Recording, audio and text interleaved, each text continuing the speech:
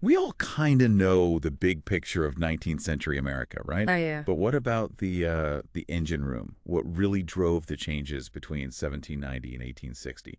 That's what we're looking at today. We're Exactly. doing a deep dive into this really pivotal time, looking at how the population changed, the start of industry, and, well, a complete revolution in getting around. Think of it as your way to quickly grasp those huge shifts. Yeah, we've gone through quite a bit of historical analysis to pull out the most crucial bits.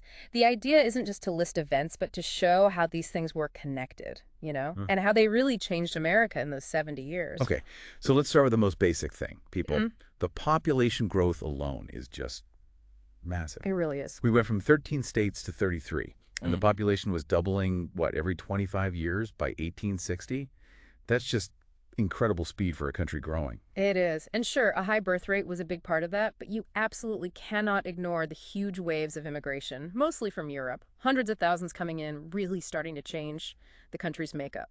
And all those people moving in, it changed where people live too, right? This massive urbanization. Definitely. The number of cities with over 20,000 people just shot up from only two in 1790 to 43 by 1860. It's a completely different America. It is. And while that meant new opportunities, the sources we looked at really highlight the downsides too. Overcrowded slums popping up, really poor sanitation, police forces struggling to keep up. It was tough. Right. Now, talking about the people, the Irish and German immigrants are huge parts of this story. Let's start with the Irish. What really pushed them to leave Ireland in such numbers? Well, the big one, the tragedy, was the potato famine in the mid 1840s. It was devastating. Maybe 2 million people died. Tumanian. Yeah. So facing starvation, millions more just had to leave, and the U.S. was a major destination for them. The scale is hard to comprehend. Yeah. About 2 million Irish came just between 1830 and 1860. They were the biggest group during that time. And it sounds like, well, arriving poor really dictated where they ended up. That's a really key point. Unlike some others who maybe had a bit more money to head inland and buy land, many Irish arrived with almost nothing. Hmm. So that meant they mostly clustered in the big East Coast port cities, Boston, and especially New York. New York actually became the biggest Irish city in the world for a while, bigger than Dublin. Wow. And that concentration, it had huge political effects later on, creating these powerful voting blocs in the cities. But it wasn't exactly a warm welcome, was it? There was a lot of prejudice. Oh, absolutely. Yes. A lot of discrimination, partly because they were Catholic, partly because they were poor. Many native-born Protestants saw them as competition, driving down wages. Right. And it's a difficult part of the history, but sometimes the Irish themselves, maybe feeling pushed down, showed real hostility towards black communities. You saw race riots sometimes, especially in port cities where they were competing for the same jobs. Still, despite all that, they managed to build lives, didn't they? They did. It took incredible hard work, resilience, and community support. Just owning property, even a small place, was a huge goal, a real sign they were making it. Mm. Sometimes that even meant kids leaving school early so the family could save for a house. Politically, their numbers gave them power. They started taking control of city political machines like Tammany Hall in New York. Ah, Tammany Hall. Exactly. And politicians started courting their vote, often by, criticizing Britain, which resonated. And you even see them becoming dominant in city police forces. That's where the term paddy wagons comes from. Okay, let's switch gears to the German immigrants. Their story runs parallel in time, but with some key differences. Yeah, quite a few. Over 1.5 million Germans arrived in that same 1830-1860 window. And interestingly, by the 1900s, they'd actually become the largest immigrant group overall. A huge chunk of Americans today have German roots. And their reasons for coming were more varied. A bit more varied, yes. You had farmers pushed out by crop failures, similar economic reasons.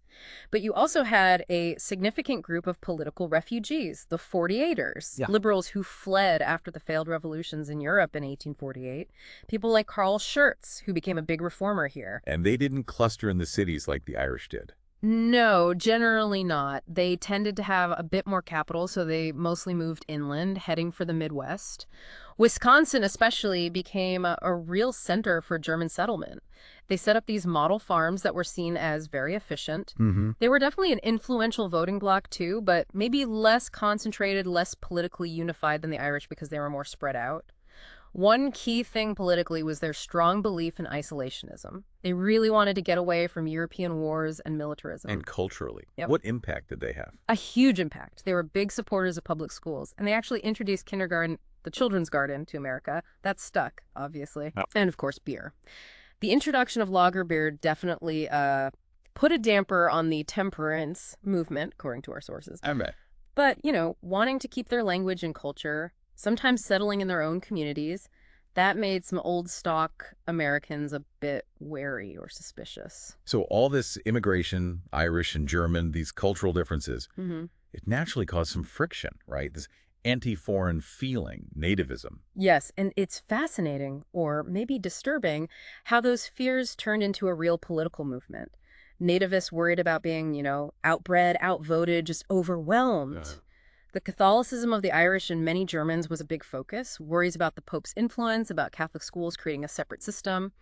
By 1850, Catholics were actually the largest single religious group in the U.S., which fueled those fears even more. The Know Nothing movement didn't last long as a major party, but it shows how these anxieties about immigration pop up again and again in American history. And that led to the Know Nothing Party itself. What were they pushing for? They popped up around 1849, really riding that nativist wave. Their platform was basically restrict immigration, make it harder to become a citizen, and deport poor immigrants. Politically, they often lined up with the Whigs, and sadly, sometimes this tension boiled over into actual mass violence against immigrants in the bigger cities. It's a tough reminder. Big changes often bring big tensions. Okay, let's pivot now to another huge transformation. The birth of America's Industrial Revolution. Where did that really start taking hold? Well, it really kicked off with some key inventions. You had Samuel Slater back in 1791, often called the father of the factory system. He built the first really efficient cotton spinning machine here. But maybe the biggest single invention was Eli Whitney's cotton gin in 93. The cotton gin, yeah, we all learned about it, but the sheer impact seems, well, almost hard to fully appreciate. It was absolutely revolutionary. I mean, suddenly cleaning cotton was 50 times faster than doing it by hand. 50. Yeah. And the consequences were massive. It made cotton incredibly profitable. It cemented the South as king cotton. But tragically, it also massively revived and expanded slavery, just when it seemed like it might be fading in some areas. And the demand for land for cotton fueled that westward push into Alabama, Mississippi. And crucially for industry, it created this huge supply of raw cotton for the new textile mills up in New England. The irony is, Whitney himself didn't make much money from it because everyone just copied his design. And Whitney also had a hand in another huge industrial idea, interchangeable parts. Exactly. Around 1798, he started making muskets for the army using standardized parts. Parts you could just swap out. Right. That idea became the foundation for modern mass production for assembly lines, which really took off by the 1850s. It's a total shift in how things are made. Then you had the sewing machine Elias Howe invented in 1846, though Isaac Singer really popularized it. Singer, yeah. That moved making clothes, especially things like shoes and boots before the Civil War, out of the home and into factories. And don't forget Charles Goodyear figuring out vulcanized rubber. Suddenly, rubber had like 500 uses, a whole new industry. And communication gets revolutionized, too, with the telegraph. Morse, 1844. Yeah, and that first message, what hath God wrought? From D.C. to Baltimore. It's amazing. The government actually passed on controlling it at first, thought it wouldn't make money. Really? Yeah, but businesses jumped on it immediately. Instant long-distance communication. And just look at the patents went from about 300 in the 1790s to 28,000 in the 1850s. Just an explosion of invention. Okay, let's zoom in on textiles. That's often seen as the real starting point for American industry. Francis Cabot Lowell's factory in Waltham, Massachusetts in 1814, that was a big deal. Oh, huge. Before Lowell, factories usually did just one step, like spinning thread. Lowell's big idea was to put everything spinning, weaving, bleaching, dyeing, printing, all under one roof. Exactly. Integrated. That was the real shift from making things piece by piece at home to making them start to finish in a factory. And the Lowell girls, that's a famous part of this story. It is. Lowell and his partners recruited young women from farms around New England. It offered them wages, some independence, but it came with really strict rules, mandatory church, that sort of thing. Right. Then in 1823, they built the whole town of Lowell, Massachusetts, which became this massive textile center. And factories like that spread all over New England and the mid-Atlantic. Though over time, machines powered by water and steam took over more work, and the workforce shifted towards immigrants, Germans, and Irish. It really seems like New England was just perfectly set up to be the first industrial center. Why there? Several things came together. The soil wasn't great for farming, so people needed other work. There was a pretty dense population for labor. Shipping was already big, bringing in capital and providing ports for trade. And crucially, lots of rivers for water power. That was key early on. And the South, focused on agriculture, just didn't industrialize in the same way. Right. So much of their money was tied up in enslaved people. That was their big investment. Plus, the market for manufactured goods wasn't as strong there, with a large enslaved population and poorer farmers. I mean, some industry existed, like the Tredegar Iron Works in Virginia, which actually used slave labor, but it was tiny compared to King Cotton. By 1850, though, a major turning point. Industrial output nationally actually surpassed farm output value. And things like the earlier Embargo Act and the War of 1812 had kind of accidentally pushed manufacturing, and then competition after the war made protective tariffs seem necessary. The business world itself had to adapt too. New ways of structuring businesses. Definitely. Limited liability was huge. It meant investors only risked the money they put into stocks, not their whole fortune. That made people much more willing to invest capital. Yeah, less risk. Exactly. And you saw these early joint stock companies, basically early corporations pooling money and risk, like the Boston Associates, who were really dominant in Massachusetts industries. Then there was the Charles River Bridge Supreme Court decision in 1837. Chief Justice Taney basically said states had power over internal improvements, which helped break up monopolies and encouraged competition. Interesting. And then New York passed a general incorporation law in 1848. That made it way easier to start a corporation. You didn't need a special act from the legislature anymore. It was called free incorporation, and lots of other states copied it. Really streamlined setting up businesses. But this industrial shift wasn't easy for the workers, especially up north. We hear the term wage slaves. What was life like for them? It was a tough transition. Skilled artisans, apprentices, their way of life was fading, replaced by factory work. And factory conditions were often, well, awful. Long hours, low pay, hardly any breaks, dangerous environments, bad air, poor light, you name it. Forming unions was really restricted, strikes weren't common early on, and women and children were really exploited, working incredibly long hours for pennies, often 6 days a week. Even the Lowell girls, who had structured housing, faced long hours and tight control. Child labor was just brutal, damaging kids physically and mentally. But people pushed back, right? There was some movement for workers' rights. There was. During the Jacksonian era, more working class men got the vote, which gave them some political power. You started seeing working men's parties pushing for things like a 10-hour workday, better wages, public schools, an end to debtors' prisons. Okay. President Van Buren actually set a 10-hour day for federal workers in 1840, and some states did too. Strikes became more common in the 1830s and 40s, but they often failed because owners brought in scabs, replacement workers, frequently new immigrants just desperate for work. A key moment, though maybe more symbolic at first, was the Commonwealth v. Hunt case in Massachusetts in 1842. The court basically said unions were legal as long as they were honorable and peaceful. It didn't change things overnight, but it was a big step legally for labor. Okay, another massive piece of this era. The transportation revolution. What was the big driver behind completely changing how people and goods moved? It really came down to the East wanting to connect with the West. That connection was vital for creating a single national market, allowing for that regional specialization we talked about, West for food, East for factories, South for cash crops. Before this, getting around was incredibly hard and expensive. Roads were terrible, rivers mostly ran north-south, not east-west where trade needed to go. It could cost more to move goods 50 miles inland than to ship them across the Atlantic. Wow. So turnpikes were an early attempt. They were. The Lancaster Turnpike in Pennsylvania, finished in 1790, was the first really successful private toll road. It kicked off a building boom. By the 1830s, there were thousands of miles of them. But getting federal money for roads was tough. States' rights people objected, and eastern states worried about losing population to the west. Still, you had the Cumberland Road, the National Road, started in 1811, federal and state funded, which became a really key route west. And those Conestoga wagons, those sturdy covered wagons, were essential. But canals really took it to the next level. The Erie Canal seems like the classic example. Oh, the Erie Canal was absolutely transformative. Finished in 1825, paid for entirely by New York State thanks to Governor DeWitt Clinton's push. Right. It linked the Great Lakes to the Hudson River. Shipping costs between Buffalo and New York City just plummeted. Travel time, too. Land values shot up along the canal. Cities like Rochester and Syracuse boomed. It made New York City the dominant port. Huge impact. Massive. It opened up the West for migration, fueled the growth of Cleveland, Detroit, Chicago. It actually hurt New England farmers because they suddenly had all this competition from cheaper Western grain. And its success just sparked a frenzy of canal building everywhere else. And then steamboats changed the rivers. Completely.